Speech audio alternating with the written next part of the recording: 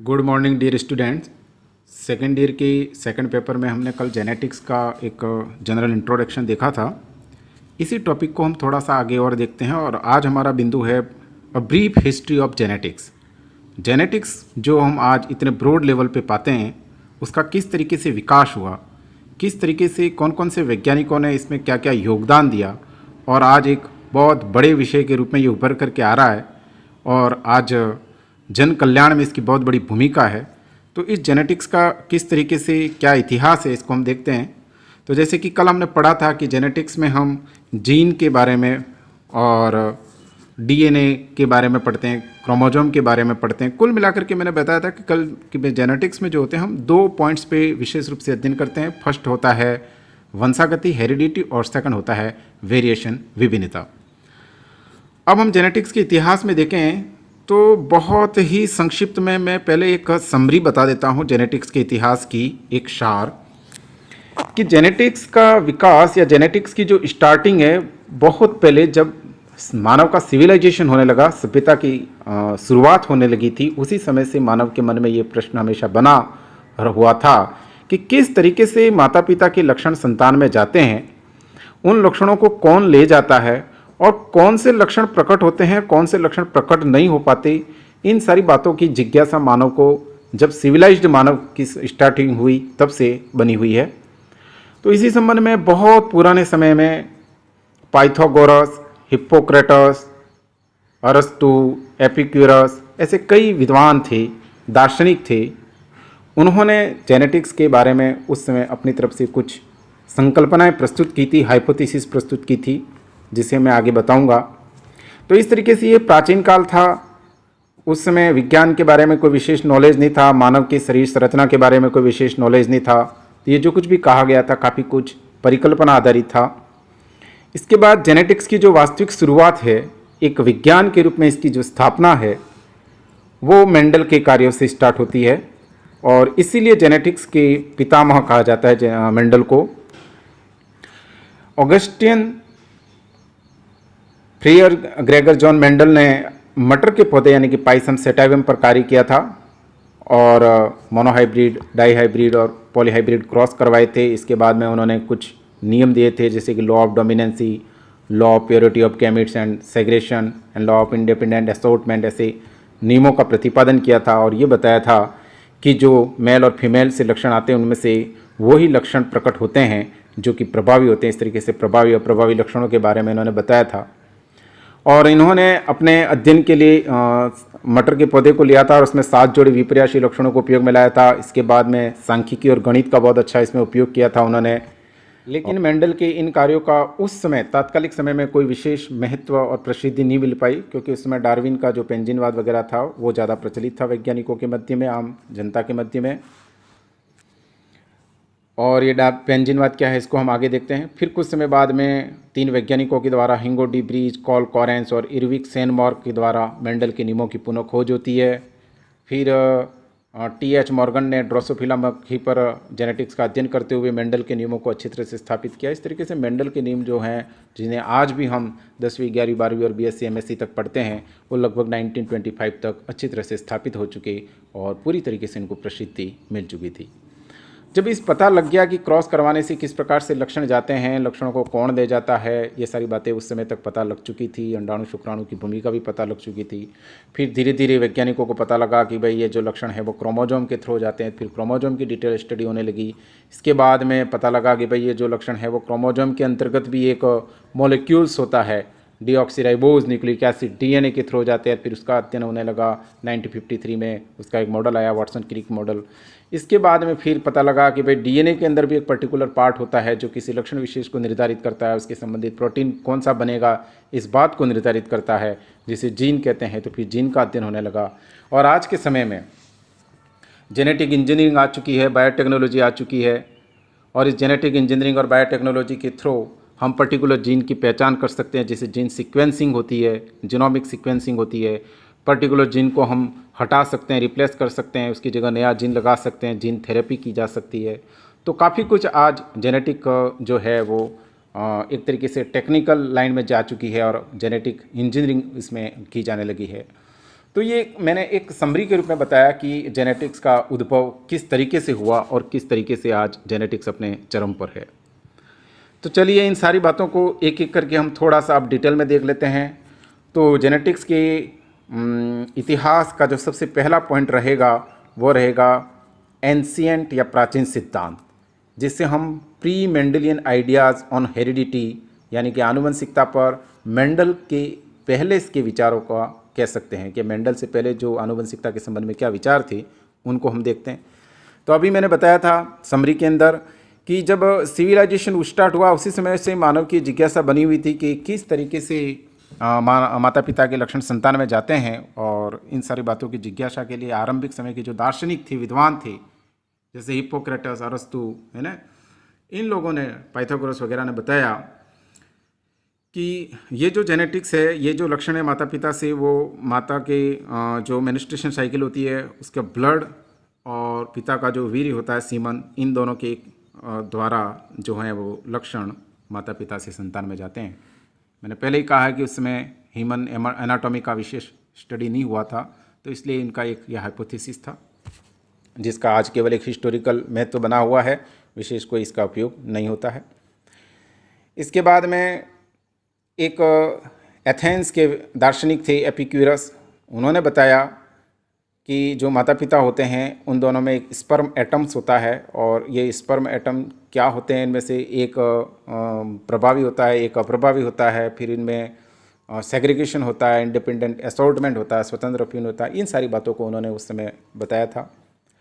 भारत के संबंध में देखें तो लगभग 300 ईसा पूर्व चरक संहिता में लिखा गया है कि कोई भी जो संतान होगी, कोई भी जो बच्चा होगा, संतति होगी, उसके जो लक्षण होंगे वो माता की प्रजनन सामग्री, पिता के शुक्राणु और जो गर्भवती माँ है उसके द्वारा लिए गए आहार और भ्रूण में प्रवेश करने वाली जो आत्मा है उस पर डिपेंड करते हैं। तो ये सारी जो बातें मैंने बताई है वो केवल एक ऐतिहासिक महत्व की है, वर्तमान समय में उनका कोई वैज्ञानिक महत्व नहीं है, और ये सारी प्राचीन सिद्धांत हैं, एंशिएंट थ्योरी है। इसी एंशिएंट थ्योरी में बाद में एक थ्योरी 1695 में आई, वो है preformation theory, sperm as preformed human, Nicolaas Hartsoeker ने। मतलब इस जो सिद्धांत है, ये सिद्धांत बाद में 19वीं शताब्दी तक बना रहा है ना। 1695 में आया, फिर कुछ समय के लिए धूमिल हो गया, फिर 19वीं शताब्दी तक बाद में बना रहा। एक तरीके से ये विकासात्मक जैविक सिद्धांत है। इस सिद्धांत के अकॉर्डिंग कुछ विद्वानों का, वैज्ञानिकों का मानना था कि जो बच्चा है, जो भी भ्रूण है, वो पहले से ही या तो स्पर्म में होता है बना बनाया, जिसका बाद में केवल विकास होता है, ठीक है, और या फिर वो ओवम में होता है। तो ऐसे विद्वान, मतलब प्री फॉर्मेशन, यानी कि ये जो भ्रूण है, जो भी बच्चा बनने जा रहा है, जो भी संतति बनने जा रही है, वो पहले से प्री फॉर्म्ड है, बाद में केवल प्रकट होती है और बढ़ती है, ठीक है। और अब ये प्री फॉर्म्ड जो है, यानी ये जो सिद्धांत बताने वाले हैं जिसको हम प्री फॉर्मिस्ट बोलते हैं, वो दो तरीके के हैं। कुछ विद्वानों के हिसाब से ये प्री फॉर्म्ड जो संतति है वो स्पर्म में होती है, तो इन स्पर्म में जो प्री फॉर्म्ड होती है इसको हम एनिमलक्यूलिज्म कहा, और कुछ विद्वानों के अनुसार ये जो प्री फॉर्म्ड भ्रूण जो होता है, संतति होती है, वो ओवम में होती है, अंडाणु में होती है, तो उनको ओविज्म या ओवुलिज्म कहा गया। ये जो थ्योरी है डेवलपमेंट बायोलॉजी में हम पढ़ते हैं, तो उसमें जो एपिजेनेसिस थ्योरी होती है, उस एपिजेनेसिस थ्योरी से जस्ट विपरीत है ना। उस एपिजेनेसिस थ्योरी के अंदर संरचना और अंग केवल व्यक्तिगत विकास के दौरान विकसित होते हैं, ऑटोजनी के बारे में बताया गया है, जबकि ये इसका थोड़ा सा विपरीत है। तो ये प्री फॉर्मेशन थ्योरी हो गई। इसके बाद में आता है मेंडल काल, और हम जानते हैं अच्छी तरह से कि भाई जो हम जेनेटिक्स है उसका रियल स्टार्टिंग जो है, वास्तविक जो शुरुआत है, वो मेंडल के समय से मानी जाती है। तो मेंडल ने क्या किया था, 1856 से लेकर के 1865 तक मटर के पौधे पर, पाइसम सेटाइवम पर प्रयोग किए, उद्यान मटर के पर क्रॉस करवाए, कई पीढ़ियों तक क्रॉस करवाए, और इन क्रॉस करवाने के बाद में उन्होंने नर, मादा, समयुग्मजी, विषमयुग्मजी लेते गए और देखते गए कि लक्षणों में क्या क्या परिवर्तन आ रहा है, कौन कौन से लक्षण आगे पीढ़ी में जा रहे हैं। इस आधार पर उन्होंने देखा कि कुछ लक्षण प्रभावी हैं, कुछ अप्रभावी हैं, और इन सारा कुछ अध्ययन करने के लिए उन्होंने मटर के पौधे के साथ जुड़ी विपर्याश्री लक्षणों को उपयोग में लाया था। फिर इसी के आधार पर उन्होंने 3 नियम बताए थे, वो पहले भी मैंने डिस्क्राइब किया, बाद में मेंडल को पढ़ेंगे डिटेल में, उसमें बताऊंगा। फिर उस समय उन्होंने बताया कि लक्षणों को एक पीढ़ी से दूसरी पीढ़ी में ले जाने का काम कुछ कणों के द्वारा होता है, कुछ और इन कणों को उन्होंने कारक या फैक्टर नाम दिया। बाद में जाकर के पता लगा ये कारक या फैक्टर जो जीन का साइनोनिम से एक तरीके से जीन के समानार्थी है। ठीक है, तो इस तरीके से मेंडल का उस समय जो योगदान रहा था शुरुआती दौर में वो सबसे ज़्यादा प्रसिद्ध रहा और इसीलिए मेंडल को जेनेटिक्स का पितामह फादर बोला जाता है। नेक्स्ट पॉइंट है पोस्ट मेंडल, यानी कि मेंडल के बाद लेकिन मेंडल के नियमों की पुनः खोज से पहले का टाइम, उस दौरान पेनजेनेसिस थ्योरी, पेंजिनवाद, ये जो थ्योरी है वो डार्विन के द्वारा, चार्ल्स डार्विन ने दी थी। इस थ्योरी के हिसाब से, इस थ्योरी के अनुसार बॉडी के प्रत्येक भाग में छोटे छोटे कण होते हैं, जैसे जेम्ब्यूल्स कह सकते हैं। वो वहाँ से बॉडी के प्रत्येक पार्ट से ये छोटे कण निकलते हैं, निकल करके गोनाड्स यानी कि आपके जनन अंगों में जाते हैं और फिर वहाँ से वो अंडाणु में जाएंगे अगर फीमेल है, और फिर शुक्राणु में जाएंगे अगर वो नर है, मेल है। तो ये अंडाणु और शुक्राणु जो होते हैं उनमें उस पूरी बॉडी से आए हुए छोटे छोटे कण समाहित होते हैं, फिर बाद में जाकर के वो दोनों फर्टिलाइज्ड होते हैं। तो इस तरीके से ये लक्षण जो हैं पूरी बॉडी के, माँ के और पूरी बॉडी में पिता के लक्षण अंडाणु और शुक्राणु के द्वारा नेक्स्ट पीढ़ी में जाते हैं। ठीक है, तो इस तरीके से ये हो गया पेंजिनवाद। अब है पेंजिनवाद के बाद में एक थ्योरी और आई थी जिसे जर्म प्लाज्म थ्योरी कहते हैं, जो ऑगस्ट विजमान ने दी थी लेमार्कवाद के विरोध में। उन्होंने कई पीढ़ियों तक चूहे की पूंछ को काटा और बताया कि भाई ऐसा ज़रूरी नहीं है कि जो लक्षण माता पिता में होते हैं वो लक्षण संतति में जाते हो, या जो भी मतलब लक्षण उपयोग में आ रहा हो वो अगला संतति में जाता हो। तो उन्होंने इसको थोड़ा सा और ज़्यादा क्लासीफाइड करके बताया कि कुछ लक्षण ऐसे होते हैं जो अगली पीढ़ी में जाते हैं और कुछ लक्षण ऐसे होते हैं जो अगली पीढ़ी में नहीं जाते। अब कौन से लक्षण अगली पीढ़ी में जाएंगे, कौन से लक्षण अगली पीढ़ी में नहीं जाएंगे, उसके लिए उन्होंने तय किया या बताया कि जो लक्षण सोमेटोप्लाज्म में होते हैं, कायिक कोशिका में होते हैं, आपके शरीर की जो कोशिकाएं उनमें होते हैं, वो अगली पीढ़ी में नहीं जाते। और जो लक्षण जर्म प्लाज्म में होते हैं, जनन द्रव्य में होते हैं, यानी कि जनन कोशिका में पाए जाते हैं, वो ही अगली पीढ़ी में जाते हैं। तो इस तरीके से उन्होंने जर्म प्लाज्म और सोमेटोप्लाज्म में थोड़ा सा विभेदन किया और बताया कि अगली पीढ़ी में जो लक्षण है वो जर्म प्लाज्म वाले जाते हैं। इसके बाद होती है मेंडल के नियमों की पुनः खोज। तो मेंडल के नियमों की पुनः खोज जो है वो, उसमें 3 वैज्ञानिकों का विशेष योगदान है, हिंगो डी ब्रीज, कॉल कॉरेंस और इरविक वॉन सेरमार्क। हिंगो डी ब्रीज ने आइनिथोरा लेमार्कियाना यानी कि इवनिंग प्रिमरोज के ऊपर अध्ययन किया और अपना एक सिद्धांत प्रतिपादित किया जो कि आज इवोल्यूशनरी बायोलॉजी में बहुत फेमस है, जिसको उत्परिवर्तनवाद बोलते हैं, म्यूटेशन है ना। एक तरीके से डिसकंटिन्यू हेरिडिटी, असतत वंशागति के बारे में उन्होंने बताया। कॉल कॉरेंस ने मक्का और मटर के ऊपर संकरण के प्रयोग किए और प्रयोग करने के बाद में अपने प्रयोगों को आगे और बढ़ाने के लिए रेफरेंस के लिए कुछ साहित्य को इकट्ठा करने लगे और उसमें पता चला कि ये जो कुछ भी कर रहे हैं और उनको अपने क्रॉस से जो भी परिणाम प्राप्त हो रहे हैं, ऐसा बहुत पहले मेंडल कर चुके हैं और मेंडल इन परिणामों को प्राप्त कर चुके हैं। इसके बाद सेम एक बॉटनिस्ट थे इरविक वॉन सेरमार्क, वो भी मटर के ऊपर ब्रीडिंग का प्रयोग कर रहे थे और उन्होंने भी देखा कि उनके प्रयोगों के जो परिणाम हैं, ऐसे ही परिणाम बहुत पहले मेंडल ने भी अपने प्रयोगों में बता चुके हैं। तो इस तरीके से इन तीनों वैज्ञानिकों ने देखा कि जो कुछ भी इनको परिणाम प्राप्त हो रहा है, ऐसा परिणाम मेंडल पहले बता चुके हैं और इस तरीके से मेंडल के नियमों की पुनः खोज होती है। मेंडल के नियम पुनः, हालांकि इसमें काफ़ी कुछ बड़ी बातें और भी हैं, लेकिन संक्षिप्त में हम बता सकते हैं कि भाई इस तरीके से इन तीनों विद्वानों ने बताया कि मेंडल के जो नियम हैं वो काफ़ी प्रासंगिक हैं और महत्वपूर्ण हैं और वापस वैज्ञानिकों के ध्यान में आए और आज तक हम इन नियमों को पढ़ रहे हैं। अब हम पढ़ेंगे इसी जेनेटिक्स के इतिहास को कि किस तरीके से आदिम काल से लेकर के आज जेनेटिक्स में कौन कौन से वैज्ञानिकों ने कब कब क्या क्या खोज की, क्या क्या योगदान दिया। एक एक पॉइंट इसको देखते हैं हम। तो सबसे पहला पॉइंट 1856 से लेकर के 1863 और 66 तक मेंडल का है। मेंडल के नियम है और मेंडल के नियमों का प्रतिपादन मेंडल ने अपनी एक एक्सपेरिमेंट ऑन प्लांट हाइब्रिडाइजेशन, पादपों में संकरण के नाम से, शीर्षक के नाम से ब्रून जो है वहाँ की एक सोसाइटी की जो पत्रिका थी, नेचुरल सोसाइटी पत्रिका, उसमें प्रकाशित किए थे। इसके बाद में 1869 में 1869 में फ्रेडरिक मॉइसर ने फ्रेडरिक माइसर ने न्यूक्लिक एसिड की खोज की वाइट ब्लड सेल के अंदर, और जिसे 1871 में आइसोलेट किया था न्यूक्लिक एसिड, न्यूक्लिन नाम दिया उसको। फिर 1880 से लेकर के 1890 में वॉल्टर फ्लेमिंग और स्ट्रसबर्गर ने सेल डिवीजन के दौरान क्रोमोसोम का किस तरीके से डिस्ट्रीब्यूशन होता है उसका अध्ययन किया, इसकी खोज की।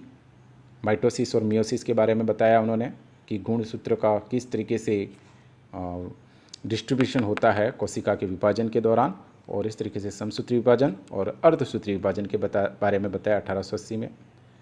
फिर 1889 में रिचर्ड अल्टमैन ने प्रोटीन फ्री डीएनए के साथ प्रोटीन लगा रहता है, तो ऐसे प्रोटीन मुक्त डीएनए प्राप्त किया। हालांकि पूरी तरीके से प्रोटीन मुक्त डीएनए संभव नहीं है, क्योंकि डीएनए जो होता है वो क्रोमोसोम के साथ में हिस्टोन प्रोटीन के साथ अटैच रहता है, लेकिन उस समय जो कुछ भी संभव था तो प्रोटीन फ्री डीएनए प्राप्त किया। फिर 1889 में हिंगो डी व्रीज ने वही अभी मैंने बताया उत्परिवर्तन वाली बात बताई, और उन्होंने डिटर्मिनेंट्स और पेन जीन के बारे में बताया। फिर 1902 में गेरॉड ने जो इनबोर्न एरर मेटाबॉलिज्म से रिलेटेड होते हैं, मेटाबॉलिज्म से रिलेटेड जो कोजेनिटल डिजीज़ होती है उनके बारे में नोटिस किया। एल्केप्टोनीरिया, जिसमें मूत्र काला हो जाता है, एक ऐसी बीमारी होती है, उसके बारे में देखा और बताया कि ये बीमारी एक तरीके से ऐसी पॉपुलेशन में पाई जाती है जिसके माता पिता में या उनके परिवार में, रिश्तेदारों में ये बीमारी किसी न किसी को हो। तो इस तरीके से जेनेटिक्स में मतलब जो डिसऑर्डर होते हैं और उनकी किस तरीके से वंशागति होती है, विशेष रूप से मेटाबॉलिक डिसऑर्डर के बारे में सबसे पहले इन्होंने बताया आर्किबाल्ड गेरॉड ने। फिर 1903 में वाल्टर सट्टन और थियोडोर बोवेरी ने गुणसूत्र का सिद्धांत प्रतिपादित किया, क्रोमोसोम थ्योरी प्रतिपादित की, ठीक है, और बताया कि ये जो क्रोमोसोम होते हैं वही मेंडल के जो लॉ हैं, मेंडल का जो नियम है वंशागति के बारे में जो सिद्धांत है उसका एक भौतिक आधार है, ठीक है। फिर 1905 में विलियम बेटसन ने जेनेटिक शब्द का प्रतिपादन किया, आनुवंशिकी शब्द बेटसन ने दिया है, और कब दिया, 1905 में। और इसके